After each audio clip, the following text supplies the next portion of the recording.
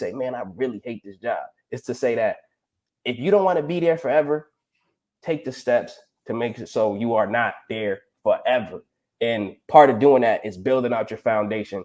And my foundation, like I always tell y'all, is VTI and VOO, which is the stock market. It's ETFs, right? Just think of it like a basket of stocks. We're not gonna get into the nitty gritty. We don't even got to overthink it. The S&P 500 overall stock market as well.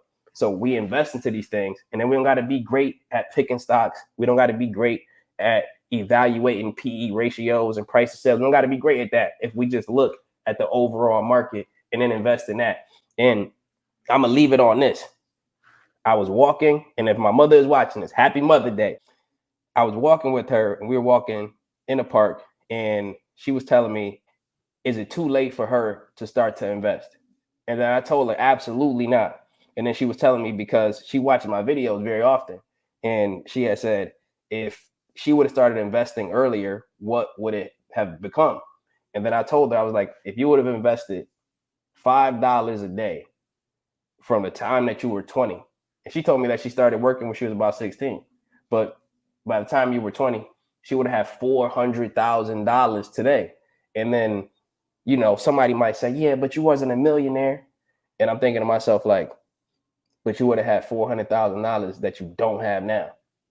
So let's always keep things in perspective and never let somebody else's idea of success dictate what our success can be.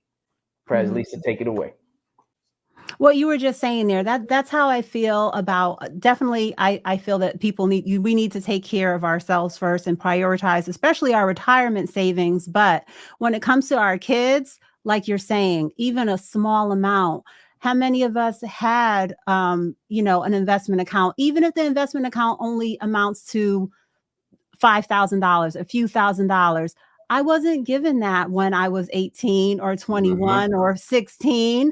I was starting at zero. A lot of us, I'm sure, were starting at zero and had to get a loan to go to college or to go on to whatever trade school or whatever we were trying to do in order to advance ourselves after high school. You know, we're out here, we're buying the sneakers and the games, and all of our kids probably have a cell phone. Let's prioritize a little bit of money into investing on their behalf, because over time, over 15 years, 10 years, you just have to give it a chance to grow. To add to that, I want to say to everybody that's watching, don't let these outside distractions stop you from investing and learning how to invest. I hear a lot of people say, well, it's too hard, it's complicated, I'll do it when I do this. You have every excuse, but yet you're worried about what this celebrity is doing and that celebrity is doing, this rap beef and that rap beef. They already got that bag. I want you to get yours and not be distracted by entertainment. I totally agree with that. I totally and utterly agree with that, because again, it's like this, right? I was talking, if you know Larry Jones, put a coffee cup in the chat. I was talking to my guy, Larry Jones, right? And this is last year. We went to Invest Fest, and we were sitting there and we're talking, right? And it's Kenan Grace, it's Larry Jones, it's a lot of other people who are influencers in the building, and people are seeing us and they like so happy. Oh man, Kenan, Larry, what's going on, right? And we were sitting here like, man, there's so much money out here for all of us to make, but people are oftentimes distracted with things that will not enrich them, but it will only enrich others. So, for example, if you want to have a conversation with Kenan Grace about what's going on with Drake, what's going on with Kendrick Lamar, I got an opinion on that, but I don't want to talk to you about it if you don't got your situation at least stable. If you don't have your savings account, at least in a high yield savings account, transfer from that 0.001% over to something that's giving you at least 4%, then I don't want to talk to you about this yet. I got a strong opinion. I feel like I already know who won it, but I'm not going to share it because I want to talk to people about it who I feel like are doing what they're supposed to be doing. I want your priorities to be lined up. I think I would be dead wrong to be talking to somebody about things that aren't going to help them when I know that their situation could be better. You having trouble paying your rent.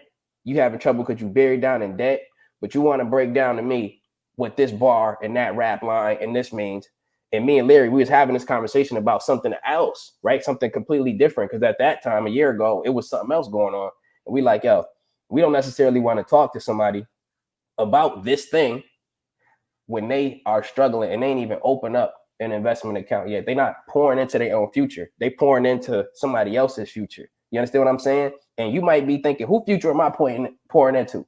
I'll tell you right now, if you got AT&T or Verizon or any of that, you got an iPhone, if you got an Android phone, if you got a desktop computer of any sort, and you don't have any investments in none of these giant tech companies, then guess what? You pouring into them and you pouring into me because I own them, but you're not pouring into you. You understand what I'm saying? You're not pouring into yourself because you are living on the consumer side. There's an old saying about living on the other side of the tracks. Back in the day, it used to be the rich side of the tracks and the poor side of the tracks. I want to break it down even further. There's the investor side of the tracks, and then there's the consumer side of the tracks. And often, many of us is living on that consumer side of the tracks when, you know what, sometimes it's okay to consume, but you also got to be a person who's willing to invest.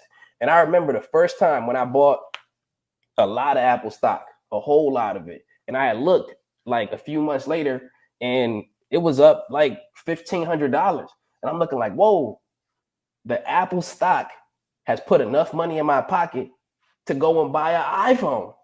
So the Apple was basically buying me an iPhone. So then I'm thinking, whoa, this is nuts. And since then, I've been investing for a long time. I made enough money on Tesla to buy a Tesla.